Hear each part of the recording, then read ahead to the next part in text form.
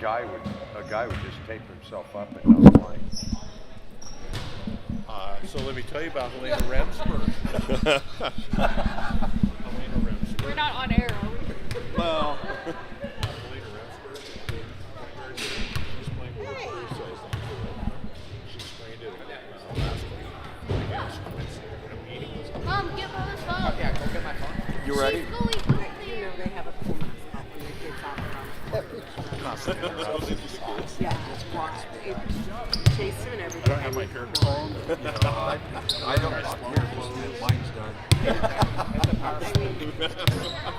Kids, good kids that'll get out. So I went home and watched the game the other night, and it was already off of YouTube. Oh yeah, they take it. You have to take it down. You ready? Yep. Welcome to a version of Word on Sports tonight. I wanted to take a minute and interview Rick Miller as. Lewis. Rick Miller's a lot. Made you do that? I don't know, man. Rick's a lot better looking than me, but he's way more obnoxious. We'll leave that part in. Yeah. I guess we'll start over here. I cannot believe I just did that. You be a barefoot. Oh man, I don't know where that even came from. Welcome to a version of Word on Sports. I wanted to take a minute and interview Rick Lewis, a longtime official in our area.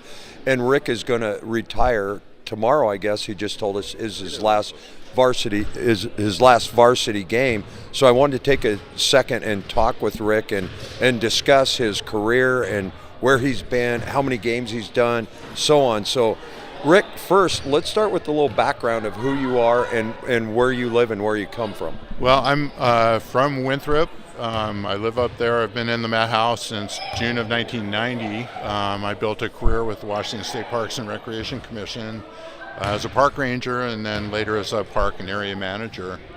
Retired from that 2 years ago, last July, and have basically been involved with community stuff like ref and basketball. Right now I manage the food bank at the Cove up in Twisp. And do some sports writing and photography for the local paper up there, the Mohawk Valley News, and just having a ball doing all that stuff.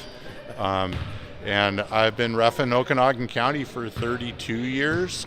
This is my 32nd year doing this. I had 1 year previously down in the Columbia Gorge Association, and then I was on the 5-year plan when I was in Pullman going to school, and I worked the intramural department there for all 5 years. So I've got probably about 38 basketball seasons under my belt. Unbelievable. We were talking, where did your first game start? Where did you start at? Well, my first varsity game in Okanagan County was right here in Brewster, in the old gym that went sideways to this. It was Bridgeport at Brewster Girls, and back then it was a really big, heated rivalry, competitive game, and there really was no love lost between the two programs. Back then, I think it was about the time when Bridgeport boy player, I want to say his last name was Brown, I don't remember the first name, but lived over in the Bridgeport area but was suiting up for Brewster at the time, and there was obviously some controversy about that, I suppose, but it was fun right from the start because I knew of Brewster going to high school in Spokane, because I graduated in 75, which was the time that Brewster was having quite a run of state championships. And so we saw him in the paper all the time in Spokane. So it was fun to be able to do my first varsity game up here in the gym that I grew up in high school knowing of the program. So that was great. Of all the games you've covered, what would you say is your highlight? What has been a fun game that you've done that one just sticks in your mind? Oh my goodness, the Okanagan Brewster boys game the other night here was absolutely fantastic. The place was packed. I think it was a good thing they expanded the capacity by 35 people in here when they enlarged the gym because they needed 36 seats, I think. There were people out in the hallway. It was loud, it was fun, it was competitive. I think Brewster was down by 8 at the end of the third quarter and came back to win by 11. So that certainly is a highlight. Another highlight I had in this gym way back when was back one of my first district games was Lake Roosevelt playing Oroville. in a district game here in Brewster, and the gym was packed and it was loud and it was an overtime game. It might have been a double overtime game. Working with our old friend Gary Barker and a gentleman from the Chelan County Association, I don't remember, but it was right at the start of three-man, so it had to be in the mid-90s sometime. And that, this gym has been really memorable for me. But I've had some other good games. I had a double overtime game up at Okanagan between Omak and Okanagan when Michelle Ferenz was still coaching, and Chuck, what was Chuck's last? Morris. Chuck Morris up at Omak was coaching the girls, and that was a backyard brawl and a lot of fun. Wonderful game. That was in the days of two men, though. It was me and Mike Tews, if you know Mike Tews from Chelan. We're doing that one. And then I actually got started. My first varsity game was the first year I was doing high school down in the Goldendale Association, the Columbia Gorge Association. It was Lyle at Glenwood. It was out in the middle of nowhere in the shadow of Mount Adams. And it was a lot of fun. I was doing it with a gentleman by the name of Woody Hunter, who actually got me back into reffing when I moved up to this area. I bumped into him at BJ's at Lincoln Rock, and he said, where are you? And I said, I'm up in Winthrop now. And Woody was teaching at Pateros at the time. He said, well, how come you're not reffing? And so I met a couple of guys, Jack Miller, Cactus Jack, and Don Howard up at a Liberty Bell game one night. And they invited me into the fold, and they said, yeah, Woody told us that you'd be hanging around. So I got into it. 91, 92 was my first year. How many, you and I have seen each other at state over the years numerous times. How many times do you think you went and gone to the state tournament and officiated? I have never actually officiated at the state tournament. I've been as far as the regional finals, but have never quite broke that ice to get to the state tournament. But I've had a real thrill. I see you obviously every year at the state tournament. Well, you see me watching my son ref at the state tournament. And that's another thing to talk about is you've got a son, Tim, who is reffing on college level right now. That's got to be a proud dad moment. Yeah, he's doing he's doing college baseball, but he hasn't broken into the college game in basketball yet. But he is now the lead trainer for the state of Washington for the Washington Officials Association. I've watched him do 3 state title games now in the 1B, 2B, and at the A level last year. And it's been a thrill to watch him grow up and learn from following me around, going on road trips when he was in elementary school and junior high, and then he got started when he was a sophomore in high school, and doing games in our association up here in Okanagan County, doing JV and junior high and all that. And then he went to school down in Pullman, got involved with the intramural department down there and got into their association, and was just really took it way beyond a level I've ever been able to do, mostly because he's made a life career studying the books and the rules, and is actually quite the expert and very competent. It's just a joy and a lot of fun to watch him work. Well, you took the infamous picture of your son and I when I was trying to hand him my glasses at state that one year. And that's one of my favorite pictures. You just captured a great moment there. And you and I have gone back and forth over all the years about you wearing earbuds so you can listen to what I'm talking about, you guys, when you're out on the court. And sometimes I get on the refs like some people do. I've learned the respect for them, and one thing you and I have always talked about is the respect we've had between us, and I respect you on the court. And the other thing I want to talk about is your community involvement. You are with the kids all the time in so many fashions. You don't just ref basketball. What else do you ref? I don't ref any other sports. I mean, I've helped out with the youth baseball program over the years and umpired some ball games at that level, in a very amateur sort of way. And I have done a lot of volunteer work up at Liberty Bell doing public address for several of their sports, baseball, football, volleyball, and track and field, which Greg Greg Austin here at Brewster has already got me committed to doing PA for the district track meet again, the state qualifier. So I have a lot of fun with that. And right now one of my retirement jobs is writing the sports section for the Methow Valley News, the weekly up in Twisp. And that's what I'm doing down here at Brewster tonight. Let's taking pictures of this two inning game between between Oroville and Liberty Bell for the 6th spot, and the privilege of having to face Lake Roosevelt. But what a strange format we had tonight with just 2 quarters. You know, you feel bad for Oroville as they were playing pretty good ball in the second quarter, and it was back and forth. Was that fun to watch?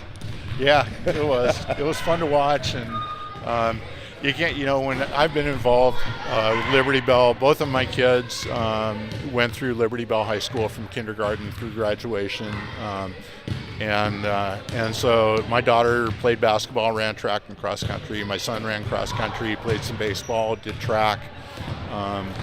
It's hard to detach yourself when you're at an event. Your heart's like this, and you get to a state tournament and a whole bunch of other officials know you and state people and that sort of thing. So you got to kind of sit up in the stands and sit on your hands.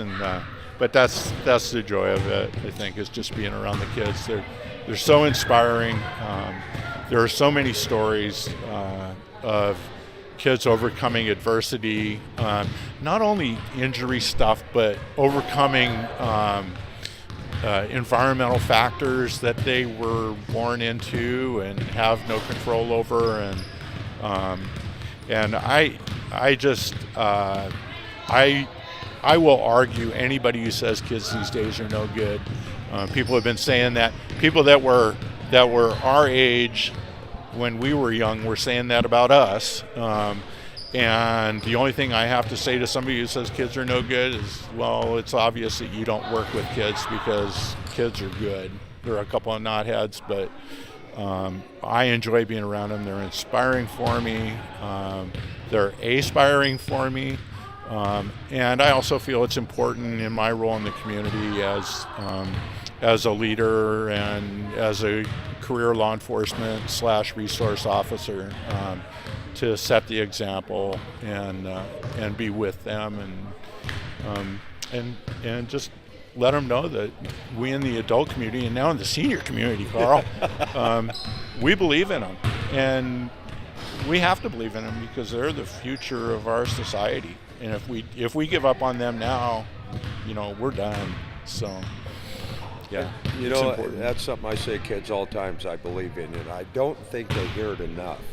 And parents just don't have the time sometimes to do that, and that's something I think why all of us are involved, Roy and you and I, is because of the kids and our passion for the kids. So Rick, you've given a lot of time over the years and a lot of dedication. So I just want to take a minute and just chat with you, and good luck tomorrow night. I know that's going to be probably an emotional game for you. I got a little emotional the other night here in Brewster, but yeah, Pateros will be fun. It'll be retrospective, but mostly, I'm going to lose all that when I get out on the floor and start running up and down. I gotta focus more on how I'm running and where my feet are going now than ever before. No longer is quick movement a subconscious effort. How much metal do you have to put on to do a game, or are you still lucky enough you don't have to put on braces? No, I had to wear an ankle brace last year because I sprained my ankles falling on a snowbank. Shoveling snow at 1st of December, the first week of basketball season, right? But no, I've managed to stay pretty healthy. I tore a little knee cartilage skiing down when I was down in the Goldendale area, and tore the other knee up a little bit, just medial meniscus stuff. So I've had a scope on each knee, and then back surgery. But other than that, I've been able to take care of myself and been pretty good fortune. We get to this age and you just named 6 major things, but I'm great. I know. Well, I was with you. our good friend Gary Knowlton. And Mike Thornton and I were working a game up at Okanagan one night a few years back before Gary's tragic accident, and I was out in the locker room and I was stretching and everything, and they were putting on braces and chewing ibuprofen and all that, and complaining about this and complaining about that. I walked back into the office there, and Mike said, "Well, you never seem to complain about anything." I said, "No, I don't. I do my stretches and all that, and you don't wake up with me the next morning." So, one of the interesting things as you were talking about it, something I would want to mention was you passed this on to your son, and ironically, we didn't realize that Tim was your son, and I think one of his first reffing gigs may have been when we were in Orville or just started with Brewster, because my wife used to actually go to some games to watch your son ref just for fun. She got a kick out of it. She thought it was great that here was this young man willing to do this, and he was out there, and I mean, very authoritative with his whistle and was very keen about make sure he got it right. So it was a lot of fun to watch him and watch him mature as a ref. And small world, right? My son Isaac ended up at Washington State, and last year, guess what he was doing?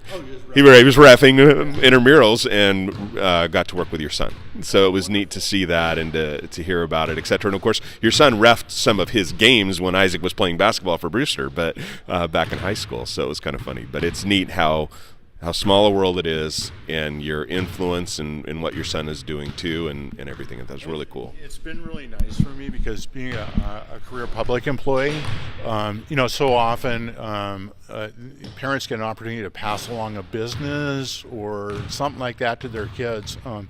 To pass along a passion for Tim with his reffing, and my daughter's a research and policy analyst in the legislature, and she also has captured the passion for public service and dedicates herself to that. And she's extremely busy right now because they're in session, and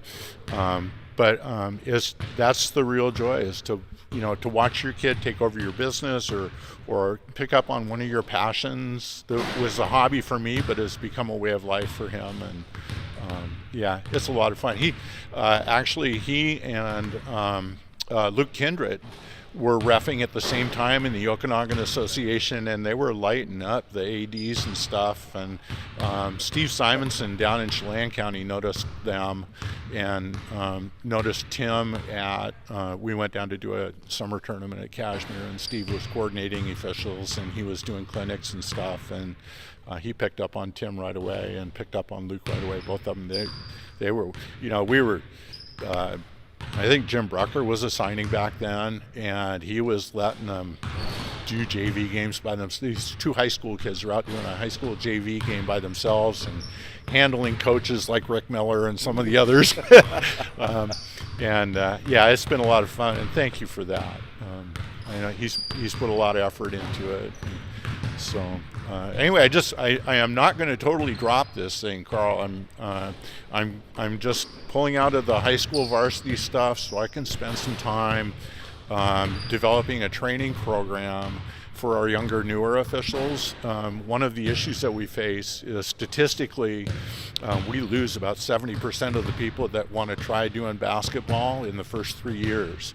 And so Tim's going to be helping me with it, but we're going to try to put together a program that engages and encourages those younger, newer officials so that we can get them from being basically somebody who knows very little about officiating a basketball game to somebody who's varsity capable within 3 years, could do a Brewster Okanagan boys game right at the end of the season or something like that. Our goal is to try and elevate our entire field. We have about 40 names on our roster right now up here in Okanagan County, and I'm proud to say that we also have about 25% of them are female, which is astounding for any of the state associations to have that many women engaged and enrolled as sports officials, and I really want to. I would love to see that as a 50-50 split, and so I'll be working